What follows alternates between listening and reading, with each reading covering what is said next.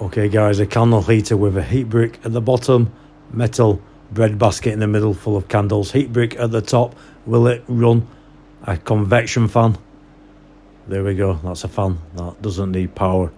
All it needs is a heat source, and that is running, and it's running a lot quicker than the camera is picking up because of the frame rate of the camera, blowing out warmer. That is brilliant.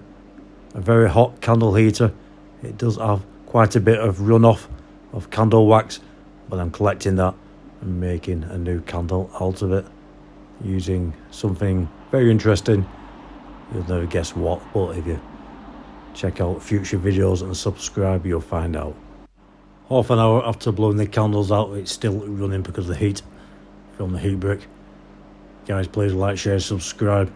Always have a fire extinguisher and carbon monoxide detector when doing anything like this.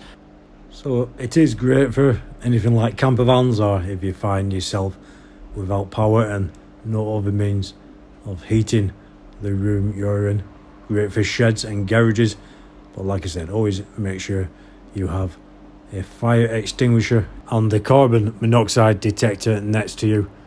And whatever you're heating, guys, whatever room you're in, if you're indoors, make sure it is well ventilated.